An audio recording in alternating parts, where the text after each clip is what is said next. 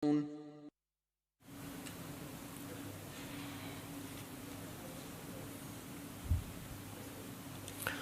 الله الرحمن الرحيم. الحمد لله والصلاة والسلام على رسول الله. اللهم ربنا فقهنا في الدين وعلمنا التأويل وآتنا الحكمة واجعلنا من الراشدين. تفسير سورة كهف درسي چوارمان لآية 27. لدرسي رابردو بسرهاتي هاولاني أشكوت أصحاب الكهف من تواو کرد. دوایەوە پەروەردگارمان باسی حاڵ و پاداشتی ئیماندار و بێ ئیمانمان بۆ دەکا و نمونەشمان بۆ دێنێتەوە بە بەسەرهاتی دوو هاوڵ یا دوو هاوڕێ یا دوو برا کە یەکێکیان دەوڵەمەندە بەڵام بێ ئیمانە، ئەوی تریان هەژارە بەڵام ئیماندارە.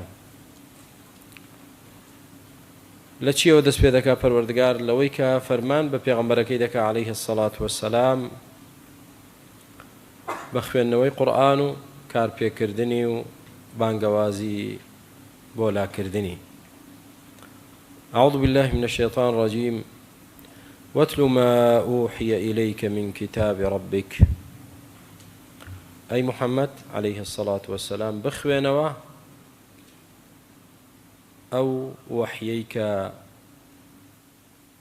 بە وەحی بۆت نێراوە لە کتابی پەروەردگارت لە قورئان، ئەم قورئانە بخوێنەوە. و وەتلو تەنها خوێندنەوە نییە، کارپێکردنیشە، بەڕازدانانیشە و بانگەوازی پێکردنیشە. لا مبدل لكلماته.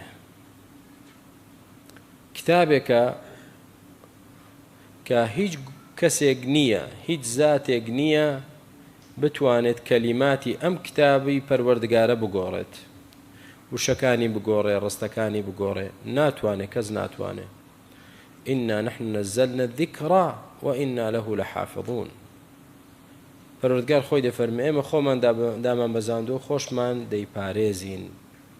کەس ناتوانێت دەستکاری قورئان کا بگۆڕێت. کەواتە پەیامێک بەم شێوازە بێت، بەرنامەیەک بەم شێوازە بێت، ثابت و جێگیر بێت، کەس نەتوانێ گاڵتەی پێ بکا و دەستکاری کا و زیاد و کەمی و گۆڕانکاری تیادا بکا. شایستەی ئەوەیە ئینسان بیخوێنێتەوە و وابەستەی بێت. ولن تجد من دونه ملتحدا. وجگە لەخوا تۆ هیچ پەنایەکت دەست ناکەوێت کە پەنای پێ بگری کە بێت و واز لە خوێندنەوە و کارکردن بەم کتابە بێنیت. هیچ یەکێکت دەست ناکەوێت پەنادا. ملتحد قەبر دوو جۆری هەیە. جۆرێکیان شەقە. شەق ئەوەیە کە ڕێک و ڕێک قوڵ دەکرێت، چاڵ دەکرێت. وڵاتی ئێمە هەمووی شەق بەم شێوازێ بەڕێیەکی تا خوارەوە. لەحد ئەوەیە کە هەڵت کەن تا خوارەوە، ئینجا لە دەستی ڕاستی مردووەکە لە خوارەوە دیسان هەڵدەکۆڵدرێت وەکو ئەشکەوتێک. دیوارەکە هەڵدەکۆڵدرێ، مردووەکە دەبرێتە ئەو پەنایەوە. لەحد.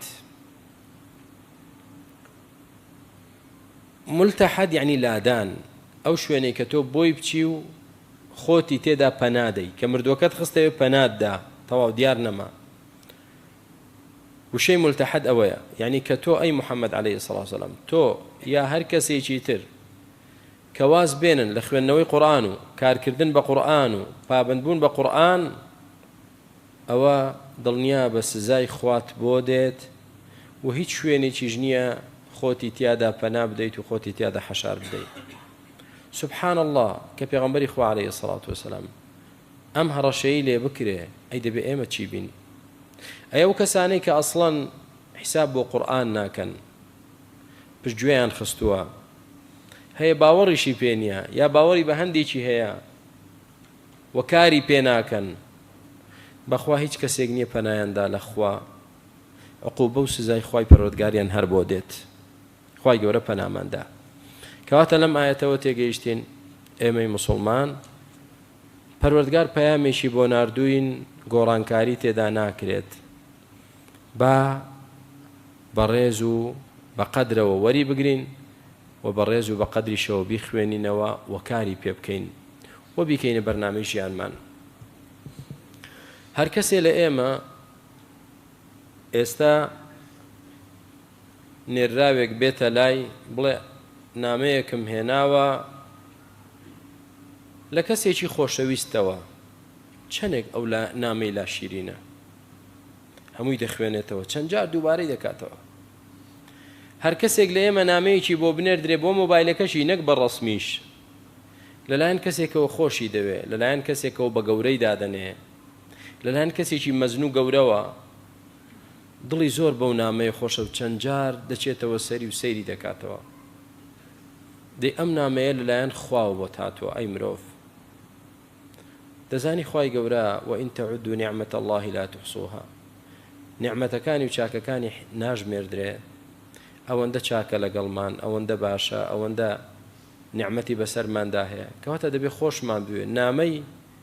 ئەو خوایە دەبێت بیخوێنینەوە و هەروەها بە گەورەیە دەبێت خوای گەورە گەورەیە دەبێت لێی بترسین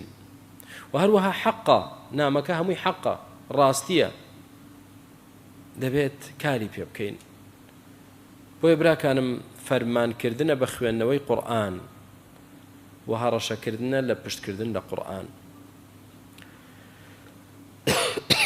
دوای ئەوە مشریکەکان دەهاتن داوایان لە پێغەمبەر دەکرد عەلەیه السەڵات وەسسەلام، دەیانوت ئێمە کەسانێک لەگەڵ تۆ دەبینین لە مەجلیسی تۆ کە خۆمان زۆر لەوە بە گەورەتر دەزانین لەگەڵ ئەمانە هاو مەجلیس و هاو دانیشتن بین. بیلالێکی حەبەشی ڕەش، سوهایبێکی ڕۆمی، خەباب، کەسی فەقیر، ئەمانە چین لە دەورەی خۆت کۆکردنەوە ئەی محەممەد عەلەیهی سەڵات وسەلام؟ ئەمانە دەرکە دەریان کە ئێمە دەین لەگەڵ تۆ دادەنیشین. پێغەمبەری خوش عەلەیهی سەڵات وسەلام لەبەر حرص و ئومێدی زۆری بەوەی کە ئەوانە کەسانێکی یعنی قسە ڕۆیشتون لە ناو کۆمەڵگادا و کەسانێکی باڵادەستن،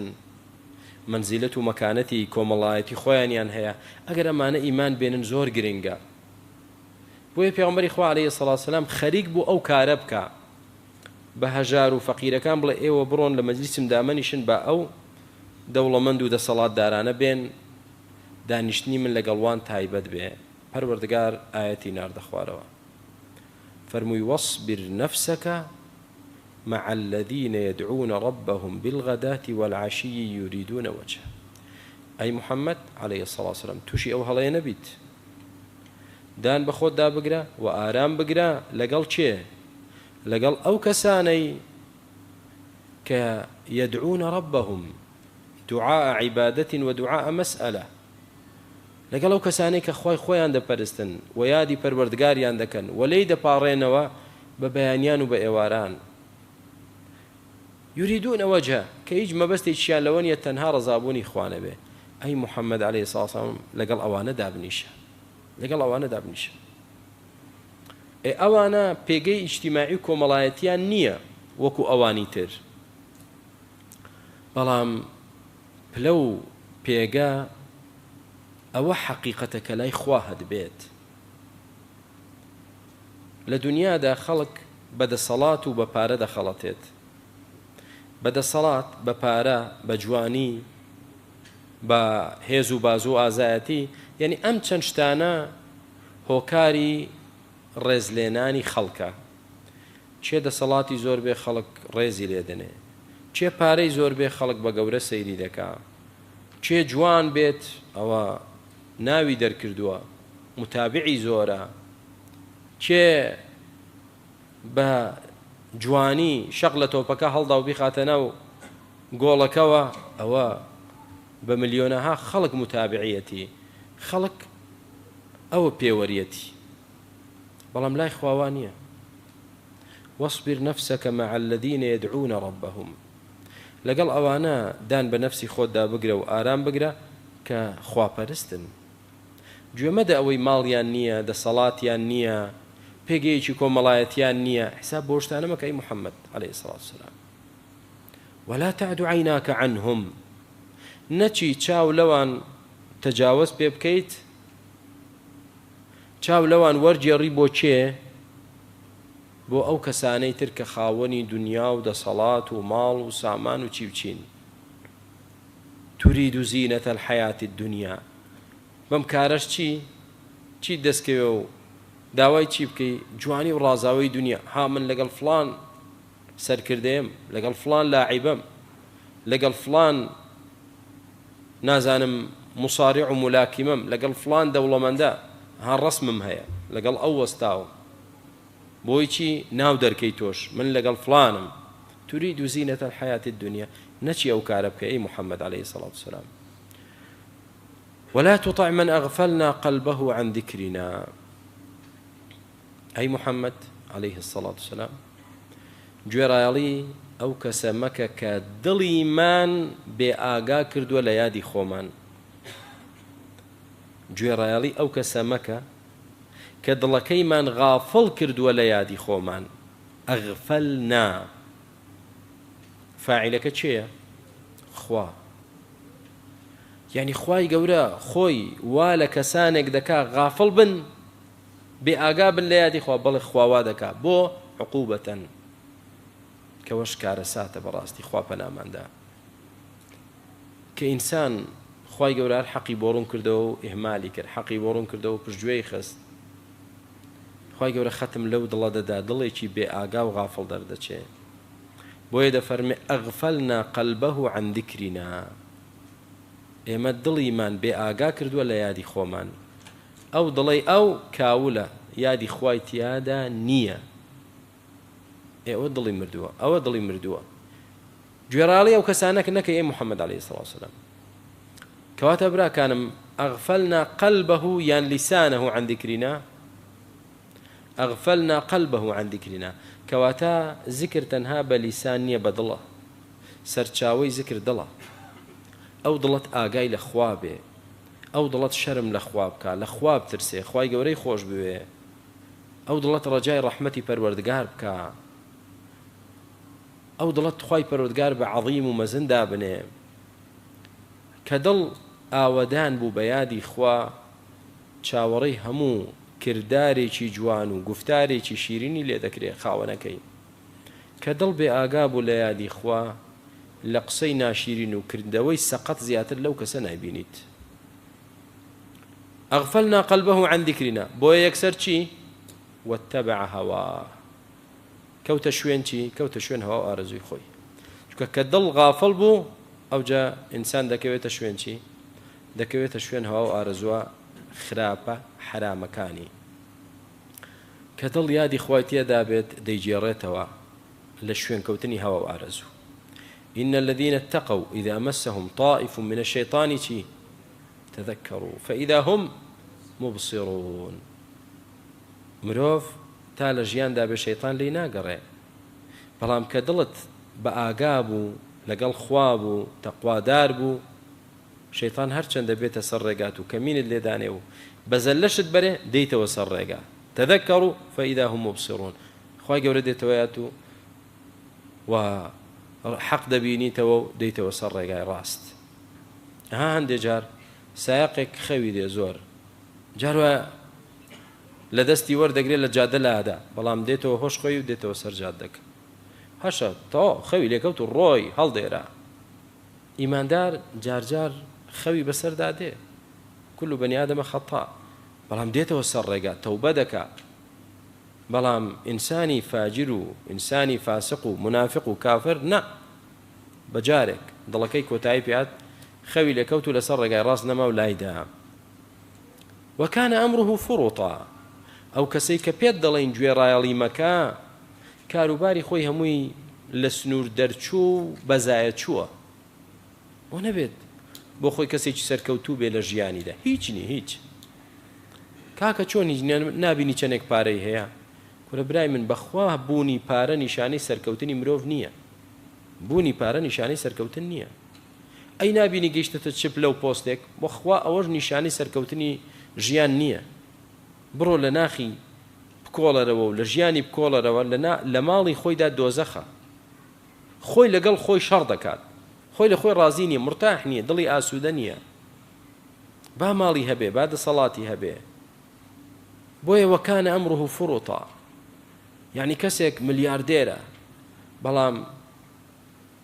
سەعات 8 و 9 و 10 و 11 بەیانی لە خەو هەڵدەستێ و نوێژی بەیانی چیە؟ عیبە باسی نوێژکی، نە نوێژ دەزانێت چییە، نە ڕۆژ و گرتن دەزانێت چییە،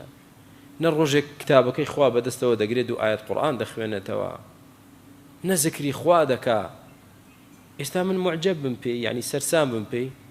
وابزانم سەرکەوتووە لە ژیانیدا، وەڵڵا سەرکەوتوو نییە، سەرکەوتوو نییە براکەم، بۆی مەخەڵەتێ. وەڵڵاهی تەنها نان و ئاوێک و خوورمایەکت هەبێ پێی بژی، بەڵام ڕوو لە خوابی زۆر سەرکەوتووتری لەو کەسەی کە ملیاردێرە و دەسەڵاتی دنیای کەوتۆتە بەردەست و بەڵام کافرە و بێ ئیمان و لە خوا دوورە. لەوەیە چێ بڵێ جاما مۆستا نەواش و نەواش با کۆی کەینەوە، فەرموو، بەڵام لەسەر حیسابی دینەکەت نەبێ وریام، لەسەر حیسابی دینەکەت نەبێ. وەلە یادت نەچێ برای من، طاقەتی ئینسان مەحدودە، سنووردارە.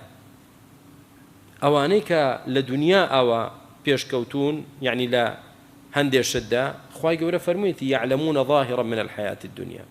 ظاهری ژیانی دنیا دەزانێ، چونکە طاقەتی ئینسان 100 پلە بێ، ئەو هەر 100 پلەکەی لە دنیادا صرف کردووە، تو هەر 100 لە دنیا صرف ناکەی. یعنی من شەو ڕۆژم گرێ بدەمەوە لەگەڵ یەکتر شەو ڕۆژ ڕاکەم بە دوای پارەدا، ئەنجا دەوڵەمەند بم، ئێ باشە بەس چیم بەچی کرد کاک، ئێ لەو لاوە ئەویترم لە دەستدا. بۆ نمونە ئێمە 10 ڕۆژمان کە ئێستا لەم 10 ڕۆژی دوولحیجەدای، خەڵکانێک هەیە ڕاکە ڕاچێتی بەردەوام لەم 10 ڕۆژەدا پارە کۆکاتەوە، خەڵکانێک شێ ڕاکە ڕاچێتی بۆی حەسەنات و چاکە کۆکاتەوە، دەڵێ الحەمدوللا ئەمڕۆ بەڕۆژوو بووم، سوپاس بۆ خوا نوێژەکانم بە جەماعەت کرد، الحەمدوللا ئەمڕۆ ئەوەندە زیکری خوام کردووە، الحەمدوللا قورئانم ئەوەندە خوێندووە، الحەمدوللا ئەمڕۆ سەدەقە و خێرێکیشم کردووە، الحەمدوللا. ئەوە نیعمەتە برا، بەخوا ئەوە نیعمەتە. ڕۆژی قیامەت دێت، کوڕە پێش ڕۆژی قیامەت کە مردی ئەو حەسەناتە هەمووی لەگەڵت دێتە ناو گۆڕەکەت، بەس ئەو پارانە هەمووی جێدێڵیت بۆ میراتگرەکانت. کەواتە گوێڕایەڵی کەسانێک نەکەین، ڕەفاقەتی کەسانێک نەکەین کە خوای گەورە دڵیانی بێ ئاگا کردووە لە یادی خۆی، وە کەوتونەتە شوێن هەوا و ئارەزوو، وە کاروباری ئەوان بەزایە چووە و لەسەر حەق نییە. ئەم ئاەتە زۆر قاعیدەیەکی گەورەی براکانم، هەوڵ دەین نەک لەو کەسانە بین کە خراپن، خوا دڵیانی غافڵ کردووە، لەگەڵیشیان نەبین، ئەمما کە تۆ خۆت لەوان بی، دڵت بێ ئاگا لە یادی خوا، شوێن ئارەز چیت حەز لێ، نەفست چی حەز لێ بە دوای کەوی بیکەی، کاروبارت بەزایە چوو بێ زەرەرمەندیە. وەقول الحق من ربكم، ئێستای محەممەد عليه الصلاة والسلام دوای ئەوەی کە پێمان وتید نەچی لەگەڵ ئەو کافرانە دابنیشی و فەقیر و هەژارە ئیماندارەکان لە مەجلیسەکەت دەرکەیت،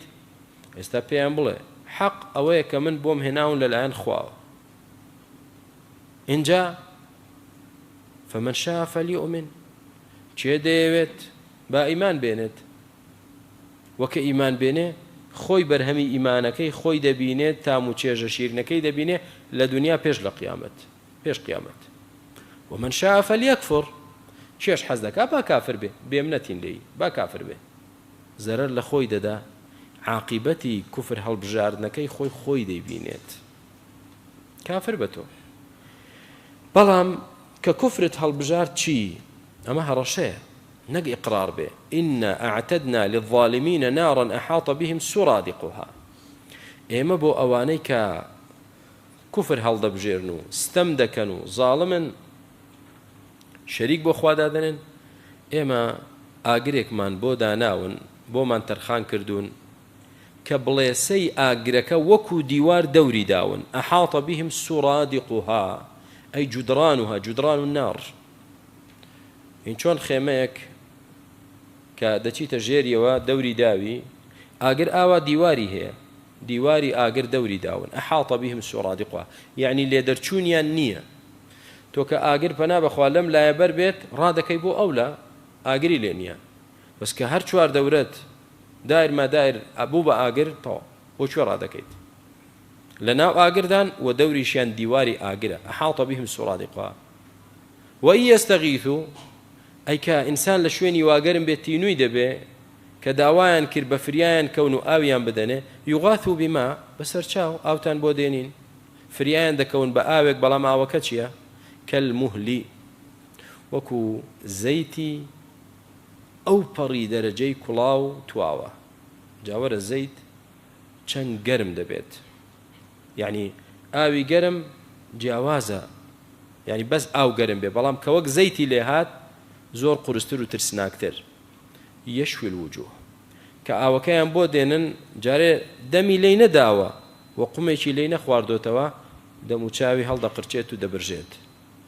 بئس الشراب خراپترین ئاوی خواردنەوە ئەو ئاوەیە خراپترین یعنی ئەمڕۆ بیهێنە پێش چاوی خۆت ئەرێ فلان خواردنەوەی تاڵ فلان خواردنەوەی ناخۆش هەرچی خواردنەوەیکی ناخۆشی سەر ئەمڕۆی زەوی هەیە بیهێنی ئێستا ئەو ئاوەی کە لە قیامەتدا دەیاندرێتێ ئەو خراپترە وەساءت مرتەفەقا ئەی ئەو شوێنی کە تێیدا دەمێنێتەوە خراپترین شوێنە خراپترین شوێن و خراپترین حاڵ و لە ناو خراپترین ئاگر و خراپترین ئاویشیان پێدەدرێ چێ ئەوانەی کە دەڵێن مرۆڤ ئازادە فەرقی نییە موسڵمان دەبێت خوا فەرموویەتی هەڵبژێرە بۆ خۆت ئێ بەڵێ هەڵبژێرە بەس کوفر هەڵبژێرە ئەو نەتیجەیەش ئەو دەرەنجامەش چاوەڕێکە ئەفەنەجعل المسلمین كالمجرمين ما لكم كيف تحكمون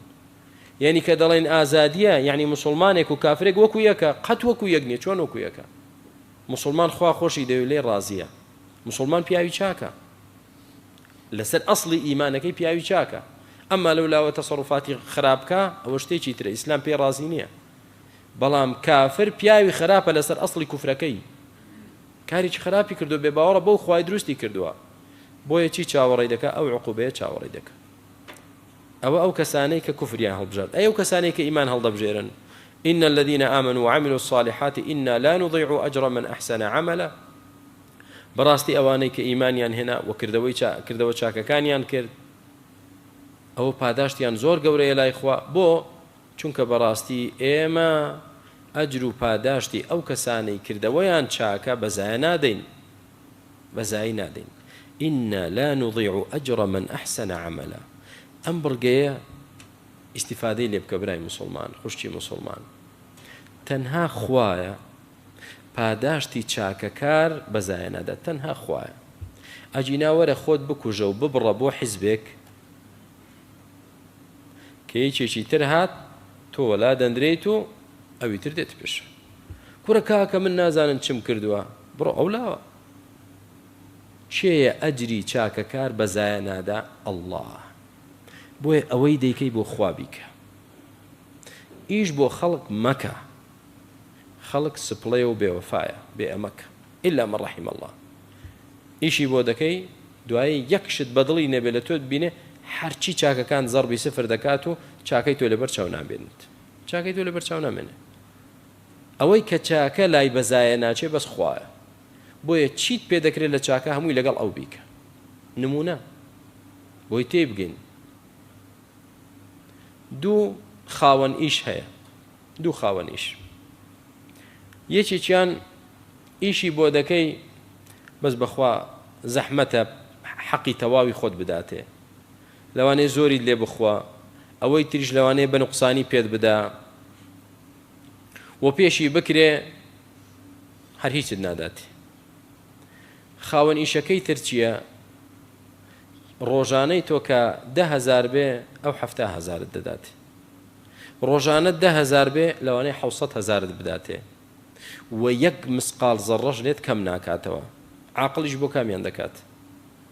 دووەم یان یەکەم دووەم دەیکە تۆ ئیش بۆ خوا بکەیت و بۆ خوا بژیت خوای گەورە ئاوە مامەڵەت لەگەڵ دەکات إنا لا نضيع أجر من أحسن عملا بەزای نادا بەڵام وەرە 50 ساڵە من خزمەتی فلانە کەس و فلانە حیزب و فلانە شت دەکەم بەخوا لەوانەیە ڕنج بە خەسار دەرچی کەس ئاگاشی لێت نەبێ کە مردیشی مناڵەکانت محتاج و پێویستی دەستی فلان و فلان بن ئیش بۆ خوا بکە بەس لە بیرمان نەچێ من ئەحسن عملا نەیفەرموو من ئەکثر عملا ئەحسن کردەوەکەی باش بێ کردەوەی باشەوەیە بە خاڵسی بۆ خوا بیکەی ڕیایی تێدا نەبێ و هەروەها ئەو کارانەش بکەی کە خوا پێی خۆش لە شەرعی خوا داهاتووە لە سنەتی ڕسوولی خوا داهاتووە عەلەیهی سەڵات وسەلام ئولائیکە جا ئەوانەی کە ئیمانیان هێنا ئەوانە پاداشتیان چیە لای خوا کە خوا پاداشتیان بەزایە نادا لەهم جەنات عەدن بۆ ئەوان هەیە باغ و باغاتی مانەوەی بەردەوام جەنات عەدن عەدن یعنی شوێنی مانەوە نەک شوێنێکی کاتی دوو شوێن هەیە شوێنەکەی کاتیە موقەتە هی تۆ نییە کورسی حەلاق ئەوە هی خۆتە حەقە دڵت پێی خۆش بێ دڵم بەچی خۆش بێ هەر ئەوەندە قژەکەمی چاکرد دەی کاکە پیرۆزە هەڵسە یەکیشتر چاوەڕێت چاوەڕێ ئەم کورسیە دانیشێ لەسەری ئەوە مانەوە نییە بەڵام کورسێک بکڕی بۆ ماڵی خۆت و هی خۆتە نە دڵی دڵم پێ خۆشە کاکەی خۆمە ماڵی دنیا عەدن نییە یاخوا خۆشترین قەسرت دەبێ خۆشترین باغت دەبێ خۆشترین سیارەت دەبێ خۆشترین ژیانت دەبێ هیچی عەدن نییە ئەوەی کە عەدنە و مانەوەیە تەنها ئەو دیوە جەنات عەدن تجري من تحتهم الأنهار كربارة خوش و جوانەکانی بەهەشت بەژێر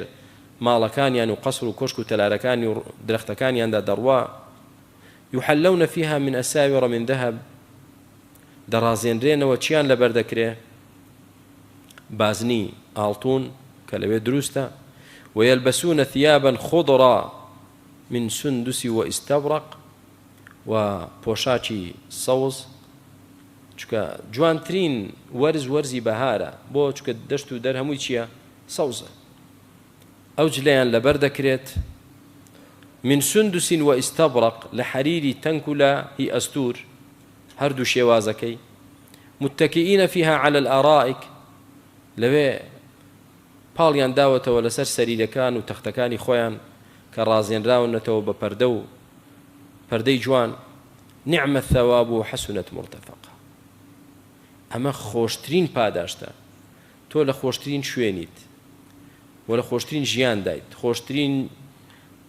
سەریر خۆشترین باخ جوانترین جل کە لەبەرت دەکرێ جوانترین ڕازاوایی خوش لێت ڕازیە نعم الثواب ئێوە باشترین پاداشت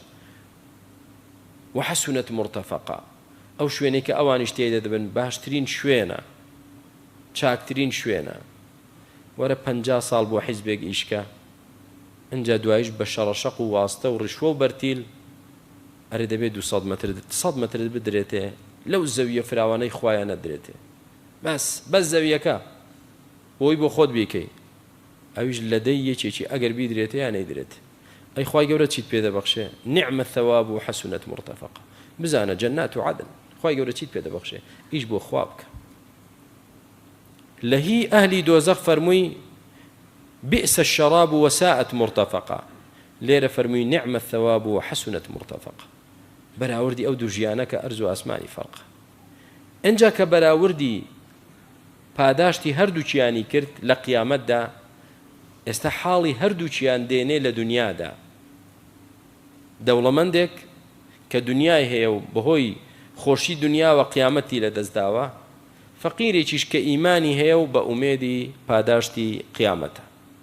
وەضرب لهم مثل الرجلين خوای گەورە فەرمێ ئەی محەممەد عەلەیهی الصلاة والسلام نمونەیان بۆ بێنەوە بە دوو پیاو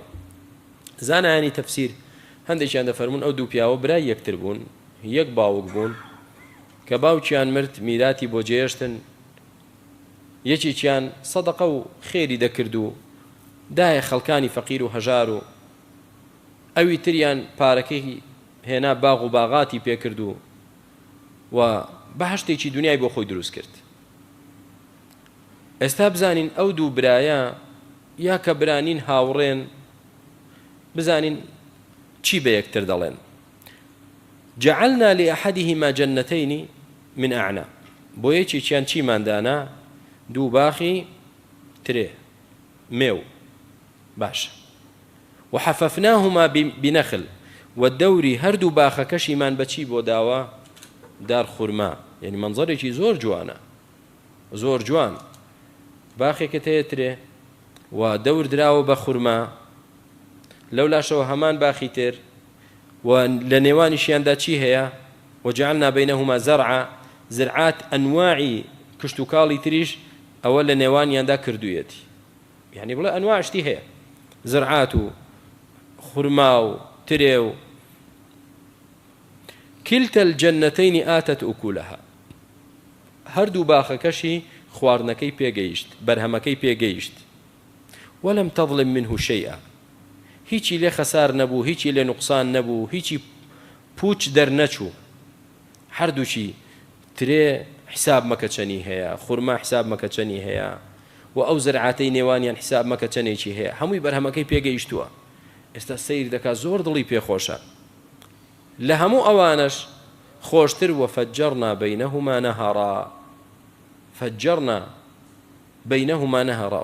ڕووبارێکمان لە نێوان ئەو دوو باخەدا بۆ تەقاندۆتەوە ڕووبارێکی پێدا دەڕوا کەواتە قەت درەختەکانی باخەکانی وشک نابن ڕووبار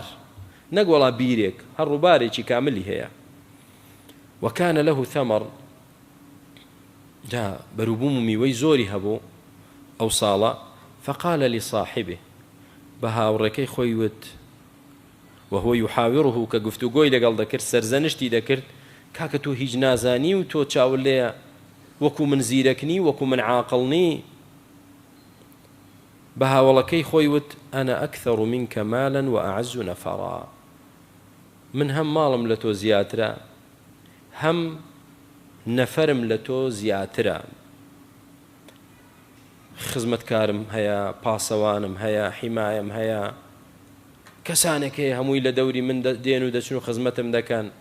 تۆ هیچی فەقیر هیچت نییە نەماڵ نە پاسەوان نە حیمایە نە خزمەتکار خەدەم هیچت نییە تۆ وەکو من نیت دڵی بەخۆی خۆش ئەهلی دنیا دڵی بەو دووشتە خۆشە براک ماڵ نەفەر ئەوە نییە إن الإنسان ليطغى طغيانی خەڵک ستەمکاری خەڵک لە سنوور دەرچوونی خەڵک هۆکارەکەی چییە دەبینێ ماڵی هەیە و نەفەریشی لەگەڵا خەڵکی لەگەڵا حیمایی لەگەڵا چەند سیارە لەگەڵی دەڕوا ئەو هەموو خەڵکە لە بەردەستی ئیش دەکا بەو دووشتە دڵی خۆش ودخل جنته وهو ظالم لنفسه چۆ ناو باخەکەیەوە بە حاڵەتێک کە زوڵمی لە نەفسی خۆی کرد بۆ لە خۆبایی بوو و خۆی هەڵکێشا بەسەر هەژارەکەی هاوڵی دایە برایدا وهو ظالم لنفسه فەرمی زوڵمی لە نەفسی خۆی کرد چکانە زوڵم لە نەفسی خۆیان دەکەن قال ما أظن أن تبيد هذه أبدا كبيني أم باغات خوشي كهيتي يعني ڕووبارێک ئاوی هەیە زەویەکی پیت و بەرەکەت دار خورما و مێ و هەمووی پێگەیشتووە وتی قەت گومان نابم ئەوە لە ناوچێت کۆتایی پێبێت قەت ئەگەر بێت و ئینسان باخێکی هەبێ و بیرەکەی وشکە بیری هەبێ وشکە دەڵێ بەخوا باخەکەشم وردە وردە چی لێ دێ بەرەو نەمان دەڕوا بەس کە تۆ ڕووبارێک ئاوت هەبێ درەختەکانت هەموو پێگەیشت بێ لەوە دەرچووە سەرما و گەرما تەسیری تێ بکە خۆیان گرتووە قایم و ئەستور و گەورە بوون وتی ما أظن أن تبيد هذه أبدا وگومان نابم ئەوانە لە ناو چن کەواتام خۆشیە بۆ من هەردەمێنێت یاخود تەفسیری دووەم ما أظن أن تبيد هذه الدنيا ئەم هەموو ئەرز و ئاسمانە یعنی لە ناو دەچێ قسەی ڕەفیقەکەم ڕاستە دنیا کۆتایی دێ و ژیانی دنیا نامێنێ و تەواو باوەڕ ناکەم ڕۆژی قیامەت هەبێ بۆیە وتی وما أظن الساعة قائمة بۆیە هیچ گومان ناکەم کە ڕۆژی دوایی بێت شتی وا چۆن هەیە ئەو هەموو ئاسمان و ئەرز و کێ و بەحر و دنیایە هیچی نامێنێ باوەڕ ناکەم ئەوانە بڕۆن و ڕۆژی دوایی بێت باشە دەی باوای دانین دێت ولئن رددت إلى ربي ئەگەر گەڕێندراشمەوە بۆ لای پەروەردگارم ئەگەر قسەکەی تۆ ڕاست بوو ئەی ڕەفیقەکەم ئێمە مردین و زیندوو بووینەوە و گەڕاینەوە لای خوا ئەوە بە دڵنیاییەوە لامەکە بۆ تەکیدە لأجدن خيرا منها منقلبا ئەوە خێرتر لەوەی دنیا دەستم دەکەوێت کاتێک کە دەگەڕێمەوە لای خوا. بۆ هۆکارەکەی ئەوەیە چ شتێکی کردە نیشانەی گەورەیەتی و باشێتی خۆی، ماڵ و سامان و دەسەڵات. یعنی من مادام لەم دنیای خوا ماڵ و دەسەڵاتی داومێ، دیارە من کەسێکی گرنگم، شایستەم، باشم، بۆیە هەمان شت لەو دیویش خوا دەیداتەوە من. بەخوا نەماڵ نیشانەی پیاوچاکێتیە، نە دەسەڵاتیش نیشانەی پیاوچاکێتی، بەوە نەخەڵەتی. وەنا هەبوونی ماڵ و سامانی دنیا نیشانەی پێدانی ماڵ و سامانە لە دوا ڕۆژدا. قال له صاحبه بزانین وەڵامی هاوڵەکەی چیە بۆی. وهو يحاوره ئەویش گفتوگۆی لەگەڵ دەکاتەوە، وەڵامی دەداتەوە. وتی ئەکەفەرتە بالذی خەلەقەکە من توراب. تی عەجیب لە تۆ، بێ باوەڕ بووی بەو خوای کە تۆی لە خۆڵ دروست کرد. طبعا ئەسڵی ئێمە لە خۆڵ دروست کراوە کە ئادەمە. ثم من نطفة، لە پاشان دوای ئادەم هەر هەموو مرۆڤ لە چی دروست کرا؟ من نطفة، لە دڵۆپە ئاوێک. ثم سواکە ڕەجولا، دوایەوە ئەو دڵۆپە ئاوە خوای گەورە لە سچی دایکدا دەیکاتە مناڵێک، ڕوحی دێنێتە بەر، لە دایک دەبێت، گەورە دەبێت، دەیکاتە مرۆڤێکی کامل، پیاوێکی گەورە. خوایەک ئەوەندە بە توانابێ لە خۆڵەوە مرۆڤ دروستکە، اینجا لەو مرۆڤەوە بەهۆی دڵۆپە ئاوێکەوە مرۆڤی تر دروستکە. تۆ بێ باوەڕ دەبی بەرامبەر ئەو خوایە. بەڵام من وەکو تۆ نیم، لكنه هو الله ربي. من وەکو تۆ ناڵێم، بەڵکو من دەڵێم الله ڕەبی منە، پەروەردگاری منە. ولا أشرك بربي أحدا، هەرچی نیعمەتێکیش کە بم بێ لە خواوەیە، و هیچ شتێکیشی و هیچ کەسێکیش ناکەمە شەریکی پەروەردگارم. ئەوە عەقیدەی منە. کەواتە من شانازی بە ئیمانەکەم دەکەم، بە تەوحیدەکەم دەکەم. تۆ شانازیت بە چی کرد؟ شانازیت بە ماڵ و نەفەرەکانت کرد. بەس من شانازی بە دینەکەم و بە تەوحیدەکەم دەکەم. لكنه هو الله ربي ولا أشرك به أحدا. من دڵم بەوە خۆش کە من ئەهلی تەوحیدم، شەریک بۆ خوا دانانێم. خوای گەورە ئەو نیعمەتەی بە منی بەخشیوە زۆر گەورەترە لەوەی بە تۆی بەخشیوە. نیعمەتی چی بۆ فەقیرە بەخشی بوو؟ تەوحید، ئیمان و تەوحید. ئەی نیعمەتی چی بۆی تر بەخشیوە؟ ئەکثەر مالا وأعز نەفەرە، ماڵ و نەفەری پێ بەخشیوە. ئێستا بزانین ڕەجا و ئومێدی هەژاری ئیماندار چییە کە دەبینێ دەوڵەمەندی بێ باوەڕ خۆی بەسەردا هەڵدەکێشێ. یا جارێ فەرمووی وەلەولا ئیذ دەخەلتە جەنەتەکە قولتە ما شاء الله لا قوة إلا بالله. باشە بۆ لە کاتێکدا کە چوویتە ناو باخەکەتەوە نەدوت، کاتێک کە دەچووی وتبات ما شاء الله، ئەوە هەمووی ویستی خوایە، لا قوة إلا بالله، هیچ قوتێک نییە ئیلا بە خوا نەبێ، هیچ هێزێک نییە بە خواوە نەبێ. ئەمە هەمووی قووەتی خوایە، نیعمەتی خوایە بۆ من، نەک خۆم بم، نەک ئازایەتی خۆم. بۆ ئەدنەوت کەواتە ئەمە سونەتە. کاتێک نیعمەتێک دەبینی بڵێ ما شاء الله لا قوة إلا بالله، پارێزراو دەبێ إن شاء الله. ئەگەر وانەکەی چاوی پیس و حەسادت لی دەدات و لەوانەیە لە ناوچێت. بۆ وادنەوت إن ترني أنا أقل منك مالا وولدا، کە تۆ من دەبینیت لە تۆ ماڵیشم کەمترە و مناڵیش و خەدەمیش و خەڵکیشم لە تۆ کەمترە، بەڵام چیم هەیە؟ من تەوحیدم هەیە، ئیمانم هەیە، ئومێد و ڕەجا و ڕەحمەتم بەخوا هەیە. بۆیە فەعەسا ڕەبی، بەشک و پەروەردگارم ئەن یوئتیەنی خەیڕەن من جەنەتیک، هەر لەم دنیایەشدا خێرتر لە دوو باخەکەی تۆم پێ ببەخشێ. ويرسل عليها حسبانا من السماء، وعذابك وآقرك وسزايق لآسمان وبو باخكي تو بنيري، فتصبح صعيدا زلقا، ببي بچي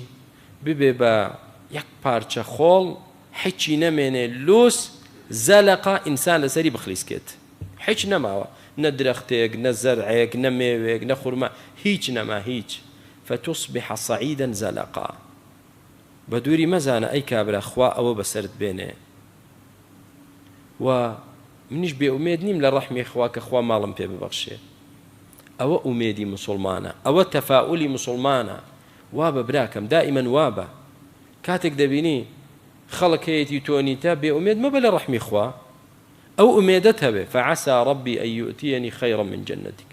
تو أو قمان باشا بخوا برسوين بخوا خوا بيد ددا سوين بخوا سوين دي لسر دخوم بو حديثي في عمر صلى الله عليه وسلم حديثي قدسي أنا عند ظن عبدي بي من بجويري قماني عبدك من بيم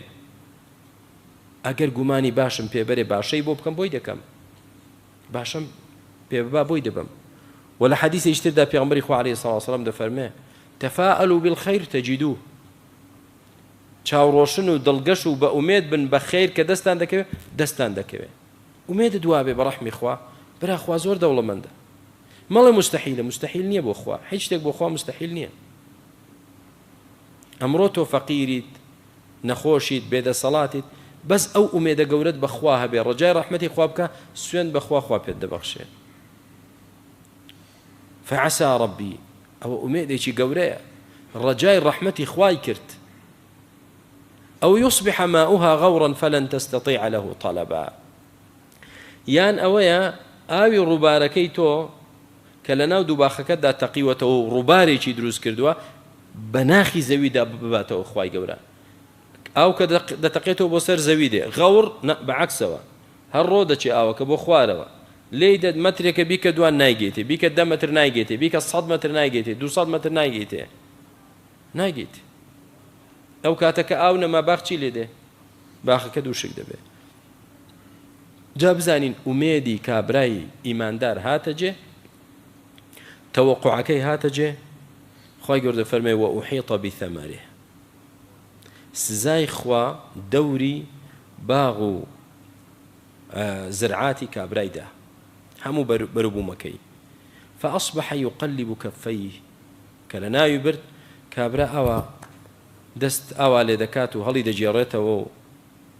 على ما أنفق فيها دڵعای بەداخە ئەو هەموو ماڵ و سامانەی کە لەو باخە سەرفم کرد وهي خاوية على عروشها باخش چی لاتوا دارماوە بەسەر خۆیدا بەسەر کەپرەکەیدا ئەهەمێ و کەپری بۆ دەکرێوە نییە بۆی بخرێتە سەری ئێستا هەمووی بەسەرێکدا دارماوە خاوية على عروشها ويقول ئێستا دوای ئەوەی کە خوای گەورە ماڵ و سامانی هەموو لێ سەندەوە دەڵێ چی يا ليتني لم أشرك بربي أحدا ئای خۆزگە من هیچ یەکێکم نەکرد بە شەریکی خوا خۆزگەوا لوت بەرز نەبوو بام خۆزگەوا یاخی نەبوو بام خۆزگە خۆم بەسەر ئیماندارێکی فەقیر هەڵ نەچێشا بە شەریکم بۆ خوادا نەنابە باشە لێرە پرسیارێکەیە يا ليتني لم أشرك بربي أحدا شرك و کوفری کابرا چی بوو ها ئەو خێر و بێرەی بۆ خۆی دەگەڕاندەوە باشە چی پێدەوترێمە چی پێدەوترێ ها ئافرین کوفر و شەک جۆرێک لە جۆرەکانی کوفر شەکە شەکم لە قیامەتەیە دەیگریمان باوای دانین کوڕە با نوێژیش بکەین بە زۆریش دڵنیانیم کە قیامەتە بێ نوێژیش دەکا بە زۆریش دڵنیانیە کە قیامەتەیە ئەو کوفرە ئەوە کوفرە ئینسان پێ لە دین دەردەچێ عەقیدە پێویستی بە یەقینە ولم تكن له فئة ينصرونه من دون الله ئێستا کەی پەشیمان بۆ دوای کە ماڵەکەی لەدەستچۆ و هیچ جەماعەتێکی نەبوو سەری خەنجگە لە خوا نەهێڵن ئەو بەڵای بەسەر بێ وما كان منتصرا خودی خۆشی لە خۆیدا سەرکەوتوو نەبوو کە بەڵای خوا هات ئینسان چی پێ دەکرێت یعنی چ کەسێک کە دەڵێن ڕقم یەکە لە وڵاتدا کە خوای گەورە ویستی لە کون فەیەکوونێکدا لەسەری سەرەوە دێنتە خواری خوارەوە ولم تكن له فئة ينصرونه أي هم خلقي لقليتي هيج راي وما كان منتصرا أي خوي هيج خوشي هيج وما كان منتصرا خوشي ناتوانا سركوتو بيت بو هنالك الولاية لله الحق قوة سلطان دا صلاة بالا دستي بس بو خوايا بو كسي ترنيا كامي دي بيني زور برزا خواي قوربيه بلحظة دي خات أسفل سافلين الولاية لله الحق سلطان وقوته قهر دا صلاة بس بو خوايا لدرنجامي همو إشكان قوتي خواديت ولا دوا روجش بتايبتي دردك به هنالك لروج قيامت قوة بس قوتي خوايا دا صلاة بس دا صلاتي خوايا هو خير ثوابا وخير عقبا وخواي قورش خيرترين پاداشتی لایە کە بتەوێ وەکوتم دوو جۆر خاوەن ئیش هەیە لای کامیان ئیش دەکەی لای ئەوەیان ئیشکە کە باشترین پاداشتی هەیە کە باشترین پارە دەدا خوای گەورە خەیر ثەوابن دەسەڵات هەر دەسەڵاتی خۆیەتی وخەیر ثەوابن پاداشتیش باشترین پاداشتی خۆیەتی وخەیر عقبا و باشترین پاشە ڕۆژێکیش بۆ تۆ هەر لای خوایە کە لەگەڵ خوا بیت باشترین پاشە ڕۆژت بۆ دابین دەکا کە بەڕاستی لەگەڵ خوا بیت داواکارین لە خوای پەروەردگار بۆ خاتری ناوە جوانەکان و صفاتە بەرزەکانی خيرترين ثواب وخيرترين عقبى من بنسيب كات اللهم أحسن عاقبتنا في الأمور كلها وأجرنا من خزي الدنيا وعذاب الآخرة اللهم أحسن عاقبتنا في الأمور كلها وأجرنا من خزي الدنيا وعذاب الآخرة اللهم أحسن عاقبتنا في الأمور كلها وأجرنا من خزي الدنيا وعذاب الآخرة آمين والحمد لله والصلاة والسلام على رسول الله